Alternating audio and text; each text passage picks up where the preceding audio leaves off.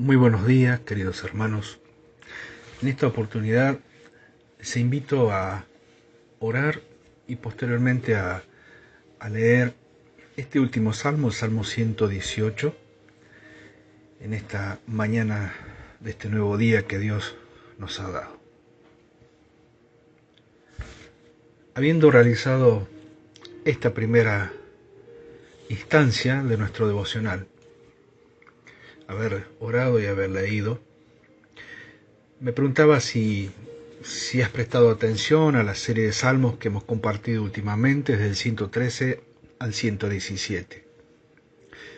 Notarás que cada uno de ellos han tenido la característica de formar parte del Hayel, o también conocidos como los salmos egipcios, ya que la referencia de cada uno de ellos es hacia y principalmente la fiesta de la Pascua. Por lo tanto, inferimos de este conocimiento aceptado en forma general que estos salmos cumplieron un rol importante por quien los cantó, junto a sus discípulos, la noche que fue entregado al mismo Salvador, el Señor Jesús. De ahí el título que le puse a este último devocional basado en este Salmo, el 118, que forma parte de los 6 que el Señor cantó la noche de su última Pascua con los suyos. El título es "Y cuando hubieron cantado el himno", extraído literalmente de Mateo 26:30, cuando se levantó de la cena rumbo al huerto de Getsemaní. Personalmente me sigue impactando profundamente el pensar al Señor Jesús elevar su voz, cantar al Padre con los suyos en esa noche tan difícil. Durante el desarrollo de esa comida y posteriormente pasó de todo. Hubo expectativa, revelación, oración, intercesión, decisión, traición. Fue el preludio del sudor sangriento, de la rendición al Padre, del arresto, del abandono y los juicios injustos, el intercambio por un asesino, la elección y desprecio de un pueblo, del castigo cruel y finalmente la cruz con todo su dolor, es decir, su muerte. ¿Quién escribió este salmo, Salmo 118? No existe una opinión unánime. Ha sido atribuido a diferentes escritores y tiempos: Moisés, David, Esdras. Es el salmo más citado en el Nuevo Testamento, dado su carácter intensamente mesiánico. Aún al leerlo rápidamente, puedo encontrar expresiones de sus versículos en coros y alabanzas contemporáneos. Al llegar a este punto de los salmos citados, 113 al 117, es entendible ver por qué fue importante para el Señor entonarlos aquella noche. Cada uno de ellos los llevarían a realizar un repaso histórico y profético del accionar de Dios para con Israel, para con él y para con la humanidad. No hay etapa histórica que no haya quedado cubierta, y no hay experiencia humana que no haya quedado señalada en sus palabras. Ahora, ¿de qué me sirve hoy el Salmo 118? Bueno, lo primero que me surge al pensar en esto no es en el Salmo en sí, sino en aquel que lo cantó la noche que fue entregado. Y es que se puede salir con alabanzas en el alma, en el corazón y en el espíritu, aún hacia la noche más oscura. Lo vemos en él, lo hemos visto en otros, quizás lo vimos en nosotros. No por nada el centro de los 31.174 versículos que componen la Biblia es el versículo 8 de este salmo, y dice: mejor es confiar en Jehová que confiar en el hombre. Porque este fue el sentir del Salvador en su obra más difícil. Pero dado el carácter devocional de este día, quisiera hacer referencia a 4 aspectos de este inagotable Salmo 18.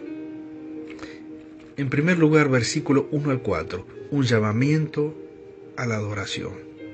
Por amor al tiempo, no los voy a leer y los dejo para que ustedes puedan leerlo antes de considerar las siguientes palabras.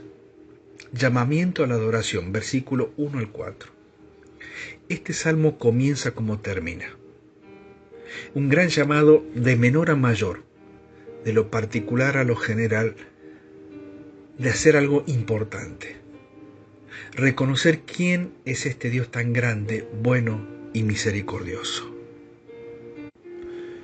Podríamos agregar que es sencillo animar a otros cuando todo está encaminado para que todo salga bien. Pero ¿qué cuando sabemos que las consecuencias de ser obedientes nos muestran un camino duro y difícil?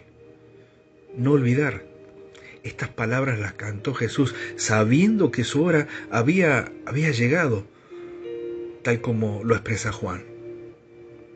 Aún así y todo, la invitación sigue en pie. El Señor sabía que la causa del Padre nunca se quedaría sin testimonio y que por lo tanto podía ser que en alguna ocasión uno solo elevara su voz, o su familia, o toda una congregación, y entonces sería efectivo el cumplimiento de este pedido. Digan ahora los que temen a Jehová, que para siempre es su misericordia. Y es que ese diga ahora es nuestro presente. Hoy podemos y debemos adorar. Por lo tanto, no perdamos la oportunidad. En segundo lugar, tenemos una alabanza personal, versículo 5 al versículo 21. Esta segunda y extensa consideración es nada más y nada menos que el testimonio de uno y de millones. Se intensifica en la persona del Salvador, es cierto, pero no disminuye en la experiencia de cada santo en la tierra que ha visto su existencia en peligro por causa de su fe.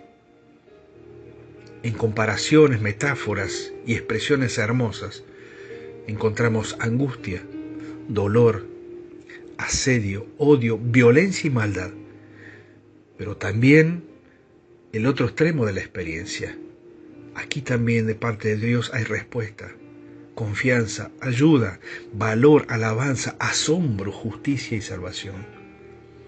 ¿Notamos que las bendiciones siempre son mayores que las dificultades?